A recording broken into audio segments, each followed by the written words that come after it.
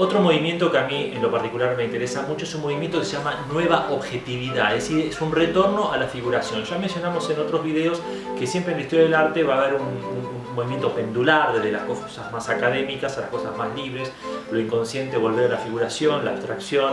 Este movimiento que quizás en el Renacimiento o en siglos anteriores duraban décadas, acá es todo simultáneo y es mucho más vertiginoso.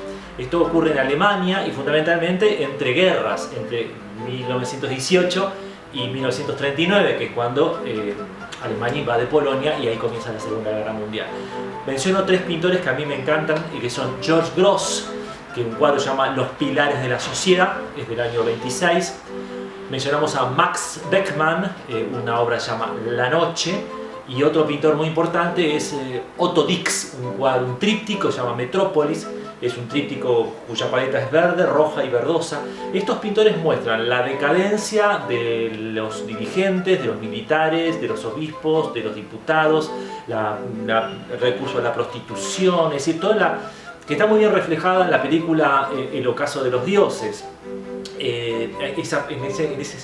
mundo del deterioro del poder, esa sería la imagen de este movimiento de la nueva objetividad en Alemania. Dentro de este movimiento, pero con nombre propio, mencionamos a la Bauhaus. Bauhaus significa casa de construcción. Es decir, Bauhaus fue una escuela que se fundó en 1919, llegó a tener unos 500 graduados en todas las disciplinas que tenía, de arquitectura, diseño de interiores, artesanías, trabajo en metal, en madera, en muebles, bueno, todo un concepto, así como ocurrió en el modernismo de Barcelona, el modernismo en los Países Bajos o en Checoslovaquia. Este movimiento de la Bauhaus abarca todo, diseño, una estética, una manera de comprender la ciudad, las cosas, digamos, en servicio de las necesidades del hombre, o sea, se diseña pensando en las necesidades del hombre. Eso es lo propio de la Bauhaus.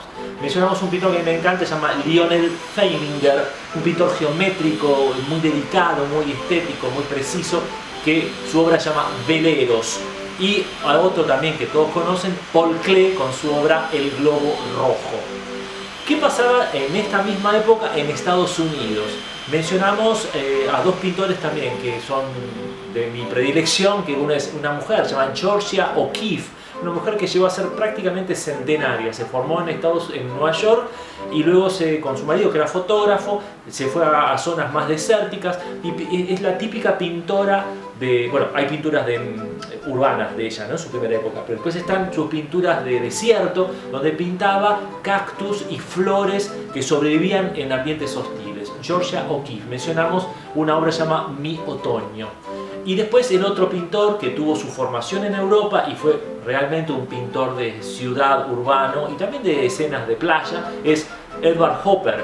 Nombramos la obra Noctámbulos, que es ese bar, esa esquina con luz artificial en la noche de Nueva York. Siempre personajes solitarios que ni siquiera se están conectando entre ellos, cada uno está como en su mundo. Esa es una típica imagen de la pintura de Hopper. ¿Qué pasaba en esta época en Argentina? Mencionamos a un pintor muy querido por todos nosotros que es Benito Quinquela o Chinchilla Quinquela Martín. Fue adoptado, criado por una familia de carboneros, un pintor autodidacta, representativo de la República de la Boca, que es un lugar importantísimo acá en Buenos Aires.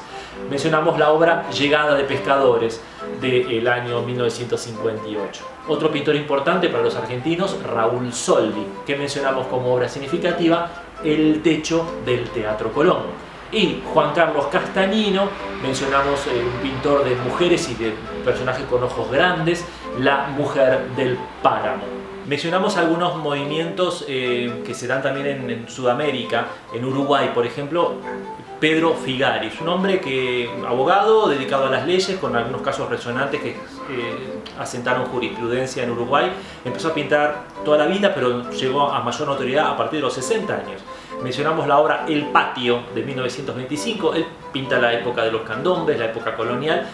Hay pinturas nocturnas también muy bonitas, pero pintaba de memoria, o sea, recordaba quizás de su infancia o de pinturas anteriores esas escenas de vida muy anterior a la que él le tocó vivir. En Brasil mencionamos a Cândido Portinari, un muralista brasilero, la obra de él impactante que se llama Café. muestra el mundo de los sembradores y los cosechadores del café. En México, el movimiento muralista, con sus grandes estrellas.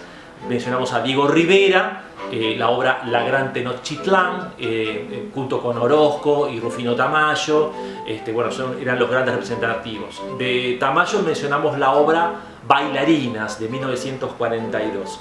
Y también no podemos dejar de mencionar a la esposa de Diego Rivera, Frida Kahlo, una pintora surrealista, simbólica, naif, aunque no tanto por sus temáticas muy cruentas, con bueno, la experiencia que tuvo ella de su accidente, los problemas de salud gravísimos que tuvo, su situación también bastante dolorosa de ser esposa de un personaje famoso y muy pirata, muy seductor como Diego Rivera, con problemas matrimoniales gravísimos, militando ambos en el Partido Comunista y siendo defensores de los derechos de los trabajadores en su patria. Bueno, una pintura que mencionamos en la obra es Las dos Fridas, donde hay en dos sillitas muchísimos autorretratos. Todos sabemos que ella hacía poniendo un espejo en el techo de su habitación para poder pintarse cuando tuvo las fracturas de columna. Entramos a otro movimiento ahora que se llama expresionismo abstracto. Esto ocurre sí después de la guerra. Después de la guerra el mercado es tomado por los vencedores de la guerra, es decir, Estados Unidos, Inglaterra, Francia, invaden el mercado y aparecen movimientos de pintores en Estados Unidos que se llaman action painting, es decir, toma importancia el cuerpo del pintor o el cuerpo del artista, es decir, la pasión y la energía que está en la acción de pintar. Hablamos que en el impresionismo, yo les contaba que era la impresión en la tela y la impresión de la imagen, ¿no? Eso es impresionismo. Ahora, el action painting es, yo agarro la brocha y tiro un baldazo de pintura y me filman, y es el cuerpo del artista y es el comienzo de lo performático, aunque todavía no se los filma a ellos demasiado, pero sí hay filmaciones de Pollock y de algunos pintores actuando. Bueno, hay dos líneas. El action painting son los más energéticos y color field painters es como si cayera un campo de color, es decir, una masa de color grande y entera y lisa, grandes zonas de color.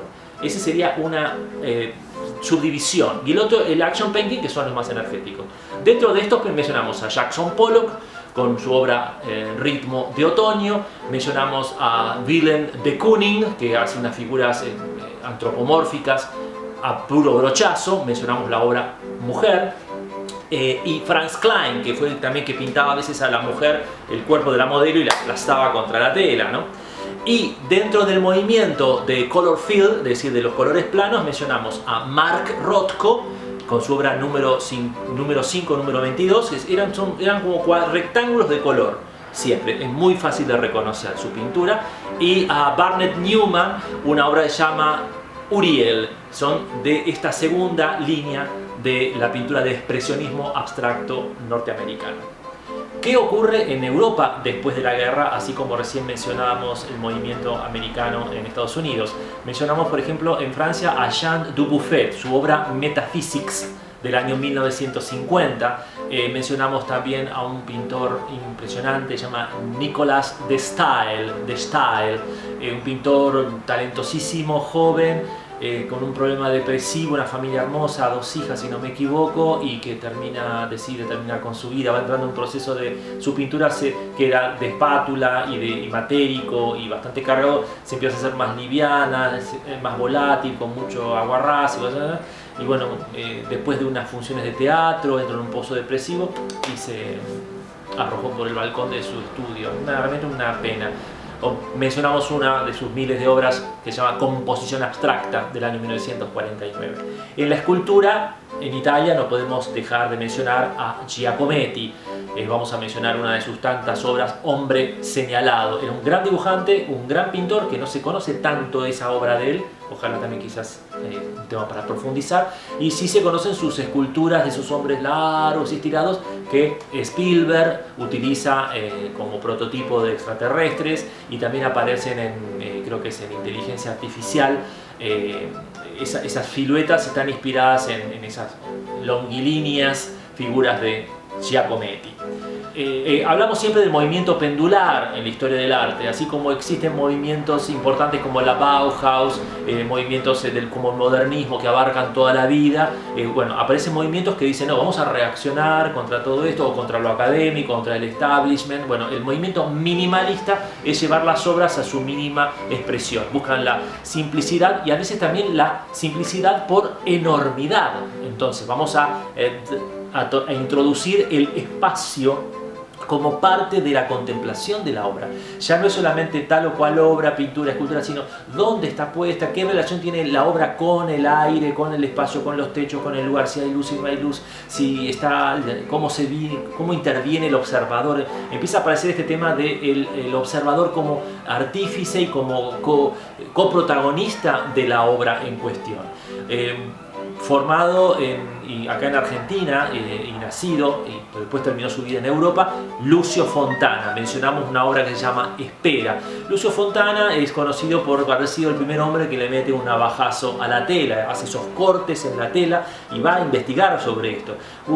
Mucha gente, alumnos me dicen, bueno, la famosa frase, yo también puedo hacer eso. Pero yo le digo, bueno, pero vos no lo hiciste. Él lo hizo cuando nadie lo había hecho en la historia universal del arte. Nadie había intentado generar un espacio casi escultórico al penetrar y al agujerear una tela y con fines estéticos, una manera de ponerlo, una manera de denominar la obra. Así que no hay que despreciar nunca esos hallazgos. Después sí, a los que copian, sí, ya es más lo mismo. Pero a los que son fundadores, los que cranearon o pensaron esos gestos, todo el respeto.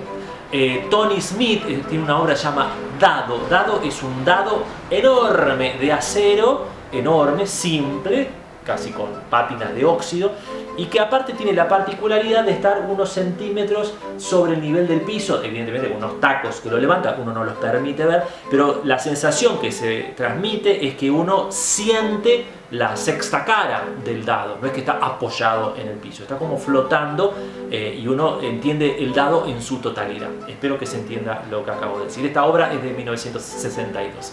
Y en el arte también, que es donde tiene que ver la luminotecnia y los tubos fluorescentes, mencionamos a Dan Flavin con su obra Homenaje a Tatlin, que son unos tubos fluorescentes. Esto desemboca en otro movimiento importantísimo para la época, que es el pop art. El pop art también reacciona contra el dada, contra esa cosa que sin sentido, sino que el pop art busca rescatar la simbología de las publicidades, de los cómics, de la vida americana, es decir, el diseño comercial americano llevado al plano de la pintura. Mencionamos a un pintor, Roy Lichtenstein, que directamente hacía gigantografías de cuadros de cómics y, bueno, obviamente los resignificaba y les agregaba texto. Hay una serie importante que se llama Reflection on Crash, es decir, son reflexiones de gente que está por chocar o por explotar, aparecen aviones, los logos como en la serie de Batman, los golpes, las cacofonías escritas como parte del diseño. Se empieza a ver la letra, el diseño gráfico como parte de miradas abstractamente, como parte de la composición. El pixelado típico de los cómics con esos puntitos de color, bueno, todo eso está en Roy Lichtenstein. Y Andy Warhol. Andy Warhol, aparte de un gran artista, un gran performático, un hombre muy inteligente, muy astuto, fue un gran diseñador de telas y de diseños de ropa, y fue también ilustrador de cuentos. A veces los hacía como por encargo para sus amigos. No es solamente las serigrafías de Marilyn. Sí mencionamos las latitas de sopa Campbell, en donde él toma una imagen de publicidad y al repetirla, ese efecto de repetición o de cambio de color fue una de las notas típicas del pop art. Vamos a presentar ahora con un pequeño movimiento de letras. Hablamos de pop art, ahora vamos a hablar de op art, que tiene que ver con la óptica y con los efectos ópticos, y el arte cinético, que tiene que ver con el movimiento real de la obra o aparente, o una especie de engaño que parece que se mueven las cosas. Mencionamos a Jean Tinguely, una obra que se llama Metamecánica en trípode, de 1954, que bueno, directamente es una escultura como una especie de gran engarce de piecitas y de ruedas que se mueven. como representante de arte cinético. Y para nosotros un orgullo, Julio Leparc, una obra llamada Móvil Continua, Luz Continua, de 1963, es un artista visual, que experimentó muchísimo con el tema lumínico y con el tema cromático. Esto nos lleva naturalmente al arte conceptual, es decir, ya estamos en los años 60 a través de una terminología impuesta por Henry Flint del tema de la idea detrás de la obra, es decir, el concepto, la idea, lo que me llevó a, lo que yo quiero decir, lo que yo quiero explicar, termina siendo casi más importante que la factura o la hechura. Eso es lo que a veces, a mi opinión, les juega en contra. Una buena idea y una buena resolución. A veces puede ser una buena idea y la resolución es muy pobre o es entretenida, pero no moviliza a otra cosa. A veces lo ven uno como un arte, es como ir a un parque de diversiones a ver con qué sorpresita me encuentro en algún vehículo bidimensional o una escultura o un video. Bueno, busca provocar también, busca ir en contra de la expresión, o sea, es todo lo contrario al expresionismo abstracto, que era pintura, sangre, expresión, ganas, cuerpo, ¿no? Acá es una idea y un gran texto a veces, una especie de gran mural donde te explican la historia, ¿no? A veces con mejor efecto que otras. Obviamente todo esto viene con el gran papá del mingitorio de Duchamp, obviamente. Mencionamos a Joseph Kosuth, una obra, no sé si es linda o fea, pero interesante, es la foto de una silla, la silla y la definición de la silla. Se llama Una y tres sillas. Es decir, es abordar el objeto desde diferentes definiciones. O sea, ¿dónde está la silla? ¿Es la silla real? Esto yo me remonto a las meninas. Yo les conté que me están mirando, que parezco yo que soy el pintado, pero en el fondo es el rey que está en un espejo. Es decir, es una cosa como una polivisión del hecho plástico, del hecho que uno quiere representar. Piero Manzoni tomó con humor este tema ya del arte conceptual y el mercado, y hizo sus famosas latas de sus excrementos en 1961. La obra se llama Merde, y obviamente las latas no tienen sus desechos fecales, sino que tienen una especie de pasta dentro. Bueno, se vendieron y se venden carísimas en los remates, y se llama Mierda de artista, es el nombre de la obra. Famosísimo también, aunque parezca mentira. Nelson Lerner, la obra se llama Usted es parte de esto. Hoy día no sería tan original, es una serie de cerraduras con llaves, todas con cerraduras con llaves. Pero hay una que no tiene llave, entonces ¿qué hace el espectador? Mira por la cerradura, hay un espejito en el fondo y te estás mirando uno mismo. Como última exponente de este arte conceptual mencionamos a la argentina Liliana Porter, su obra Trabajos Forzados. Liliana Porter, en general, sus obras, que son muy interesantes como arte conceptual, la idea es lo chiquitito de las figuras que ella hace, son unas pequeñitas esculturas que por ahí están barriendo, están ordenando, y después uno va recorriendo la obra y esa personita tiene una obra monumental de trabajo delante, o sea, puede ser una pila de escombros, puede ser una pila de trozos de madera o de vidrio, o lo que fuera. Bueno, hay un contraste y un desnivel importantísimo entre el agente que está actuando y la obra que tiene que ordenar, limpiar, lo que fuera. Es interesante. Mencionábamos entonces movimientos y pintores y artistas visuales en la postguerra, tanto en Estados Unidos como en Francia. Ahora vamos a hablar un poquito de algunos representantes muy importantes en Inglaterra, de la figuración postguerra, lo llamamos Escuela de Londres.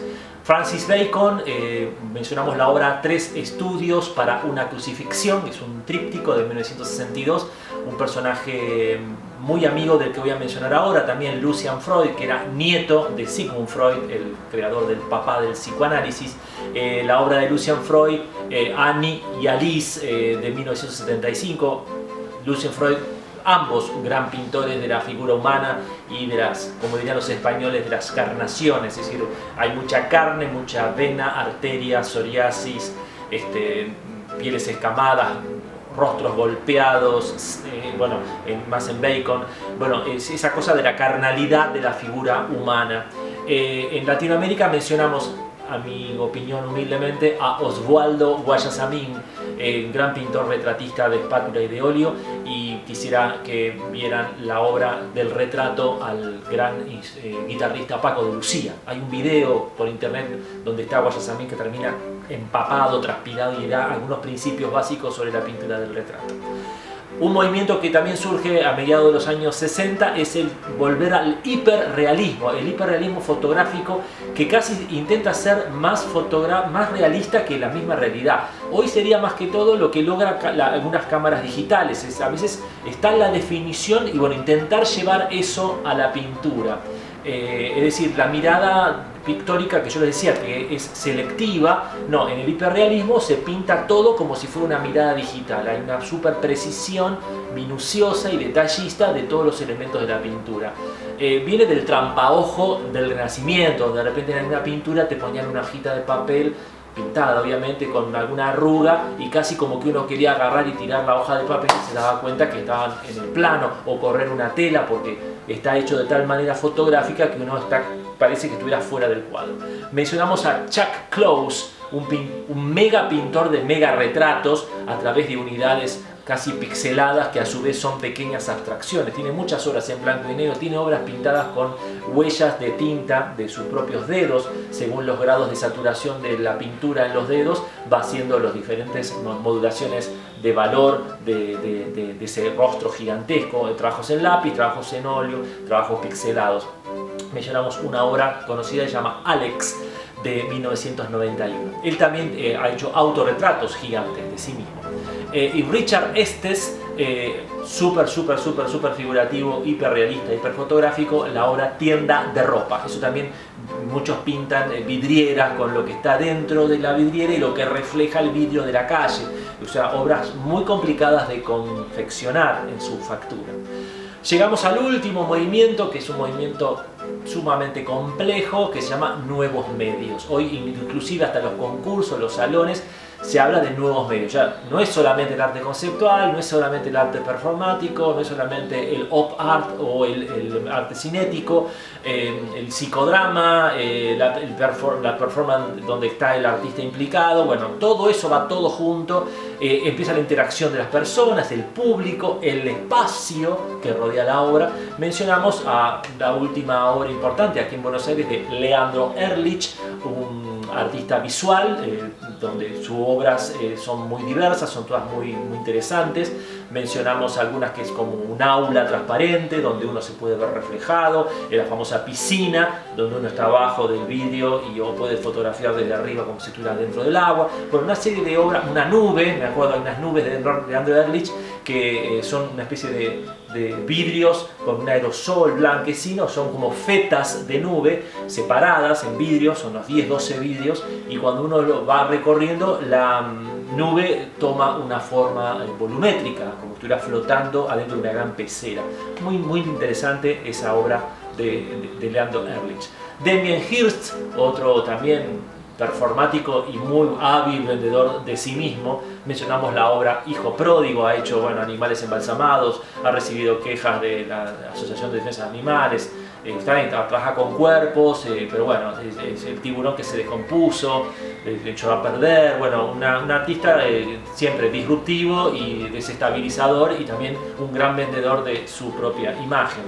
Mencionamos a uno que a mí me gusta mucho, se llama Ron Mueck, un escultor, un mega escultor en resina, con minuciosos trabajos hasta de incrustar pelos. Ha hecho una obra muy fuerte de un cuerpito así, que es el cuerpo de su propio papá muerto, y creo que la implantación de los capilares son pelos bellos de las piernas de su propio papá. Tiene muchísimas obras, mencionamos una que se llama Mujer Embarazada, que también son sumamente detalladas. Puede hacer obras o muy chiquititas, que parecen como de juguete, perfectas, o muy grandes, dando lugar a lo que mencionábamos del espacio pictórico. Para cerrar este último momento y movimiento de nuestra actualidad, quiero mencionar en lo que para mí es como el Picasso del siglo XXI, el artista Gerhard Richter, polifacético, brillante en escultura, en abstracción, en serigrafías, en fotomontajes, en pintura académica, en pintura moderna. Todo lo que él hace me parece de una diversidad y una complejidad admirable. Menciono dos pinturas académicas que usa también el elemento de sacar de foco fotográfico, pero lograrlo a través de pintura. Hay una obra que se llama S con niño. Es una mamá con su chico de 1995, es una foto que parece, una pintura que parece fotográfica, pero está como borroneada, un efecto hecho con la pintura, es decir, busca superar la fotografía a través de efectos imitativos de lo que puede lograr la fotografía, y una obra muy bonita se llama Leyendo, de 1994.